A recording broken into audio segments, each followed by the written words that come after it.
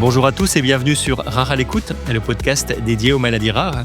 Chez Rare à l'écoute, nous avons choisi de donner la parole aux filières de santé maladies rares, des acteurs essentiels dans la prise en charge des patients qui sont touchés par ces maladies en France, pour mieux comprendre leur organisation, leur mission et leur impact sur le parcours de soins.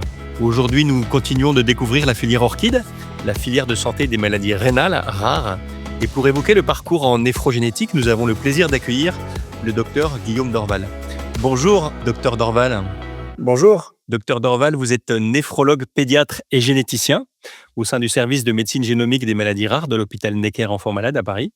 Vous êtes également membre du centre de référence des maladies héréditaires de l'enfant et de l'adulte, MAREA, et membre de la filière Orchid. Alors, docteur Dorval, votre parcours combine néphrologie pédiatrique et génétique moléculaire. Comment est-ce que ces deux mondes se complètent au quotidien ? Effectivement, moi j'ai eu cet immense privilège de pouvoir suivre ces deux formations. D'abord avec une formation de néphrologue pédiatre à Paris et principalement à l'hôpital Necker, dans le service de néphrologie pédiatrique. Et j'ai complété cette formation dans le service de génétique de l'hôpital Necker, donc qui est devenu le service de médecine génomique des maladies rares. Et ça m'offre effectivement donc la possibilité d'avoir une vision extrêmement complète sur le parcours des patients qui sont suivis pour une maladie rénale rare d'origine génétique. Pourquoi est-ce que ça m'offre cette possibilité ? Parce que j'ai à la fois une consultation qui est une consultation de conseil en génétique, c'est-à-dire que je vais suivre des patients qui ont déjà un suivi en néphrologie, que ce soit en néphrologie pédiatrique ou en néphrologie adulte, et je vais les voir principalement pour soit prescrire l'examen de génétique, dont on va probablement reparler après, soit leur expliquer l'interprétation des résultats de génétique et toutes les conséquences que ces résultats vont avoir pour eux, mais également pour leur famille. Et puis, j'ai également là, une consultation de suivi de néphrologie pédiatrique qui est évidemment centrée sur les patients qui ont une maladie rénale génétique et donc qui permet d'accompagner le suivi de la maladie rénale de ces patients, principalement jusqu'à le stade d'insuffisance rénale où ils vont être pris en charge dans les services de dialyse puis en transplantation rénale. Donc ça m'offre la possibilité d'avoir une vision extrêmement euh, euh, globale de la prise en charge de ces patients au quotidien. Et justement, dans les maladies rénales rares, quels sont les principaux défis pour établir un diagnostic génétique précis ? Alors, il y en a de nombreux défis, heureusement, de moins en moins, plus le temps avance et plus on arrive à solver, si je peux dire, les défis qui se présentent à nous. Je pense que le premier défi, c'est l'accès au laboratoire de génétique, l'accès à un test de génétique. Initialement, les choses étaient très centralisées. Les laboratoires de génétique se sont beaucoup développés dans les 2 dernières décennies, ce qui est une excellente chose et ce qui offre la possibilité aux patients d'avoir un accès maintenant à ces tests génétiques. Et ça, vraiment, je pense qu'il faut remercier les plans nationaux maladies rares qui ont œuvré en France pour pouvoir offrir un accès aux tests génétiques.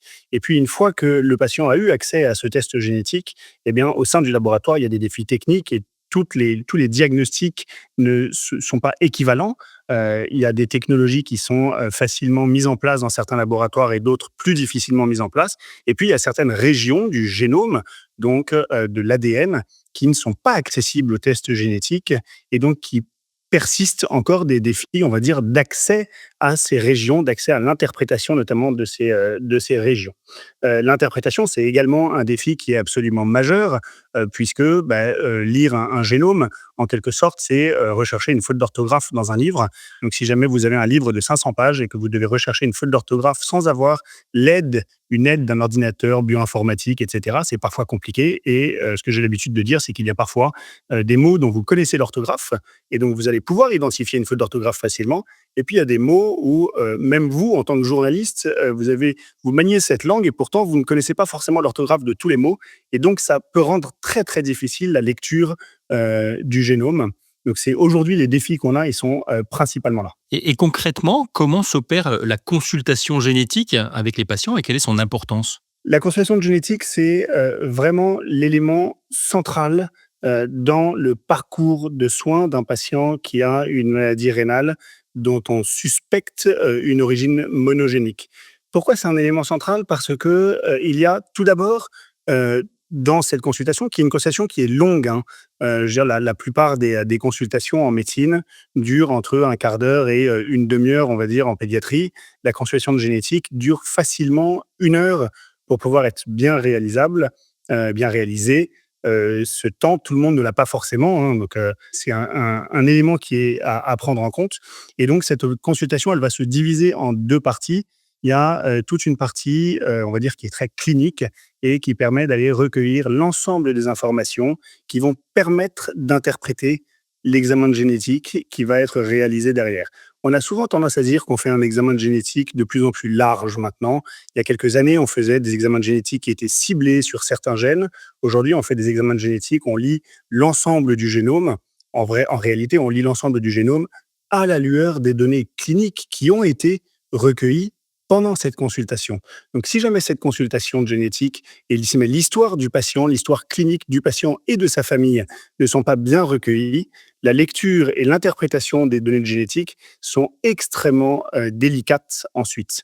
Et puis, le deuxième élément qui est extrêmement important, c'est que le patient puisse réaliser l'impact que peut avoir un examen de génétique. Un impact qui est parfois extrêmement positif, poser le nom d'une maladie sur une errance diagnostique, par exemple, ou préciser les méthodes thérapeutiques qu'on va pouvoir utiliser après le diagnostic de cette maladie, mais parfois un impact qui peut être un petit peu plus délicat, puisqu'il y a une obligation, par exemple, d'aller séquencer, enfin d'aller en tout cas informer le reste de la famille du diagnostic d'une maladie génétique. Donc ce sont des choses qui peuvent mettre en tout cas le patient dans un contexte familial un petit peu délicat. Et donc tout ça se passe par l'explication du consentement, le recueil du consentement du patient, puisque la consultation de génétique doit aboutir à la signature d'un consentement pour la réalisation d'un test génétique qui est une étape légale aujourd'hui en France. Et si on revient maintenant sur la filière orchide, comment est-ce que la filière soutient-elle les travaux de génétique dans les maladies rénales rares? La filière également, elle a un rôle central pour l'ensemble des cliniciens. Elle soutient à plusieurs niveaux. Elle soutient dans la rédaction de protocoles qui sont destinés soit aux médecins spécialistes, soit aux médecins généralistes. Elle anime des webinaires, donc des formations. Elle propose également la réalisation de réunions de concertation pluridisciplinaires, des collaborations, notamment des collaborations nationales ou internationales via les réseaux maladies rares européens.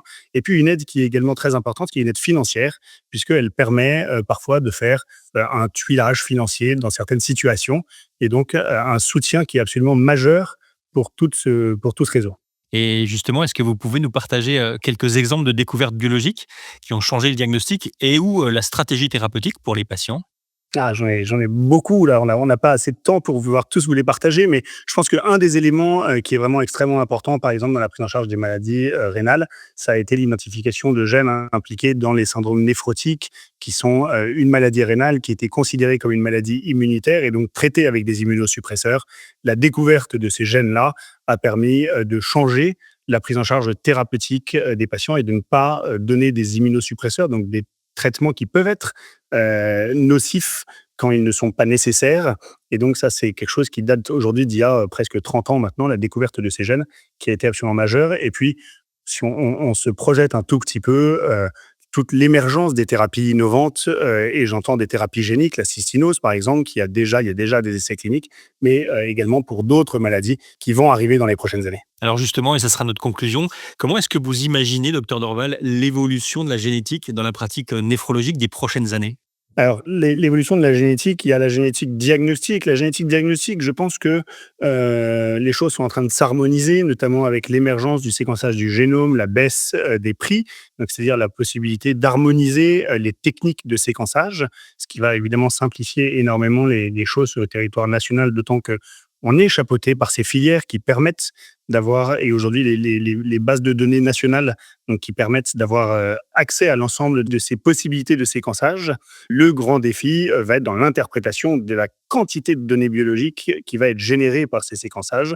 On espère évidemment que l'intelligence artificielle va nous aider, mais également des outils de bioinformatique qui ont un rôle extrêmement important dans la prise en charge et dans l'interprétation de ces données génomiques. Et puis, je disais la génétique diagnostique, mais il y a également la génétique thérapeutique, hein. Depuis 30 ans, on a fait beaucoup de diagnostics et je pense qu'on rentre vraiment dans l'ère de la thérapeutique. Je parlais des thérapies innovantes tout à l'heure. J'imagine que dans les 10-15 prochaines années, ces thérapies vont vraiment émerger et donc ouvrir un nouveau champ de prise en charge pour l'ensemble des patients.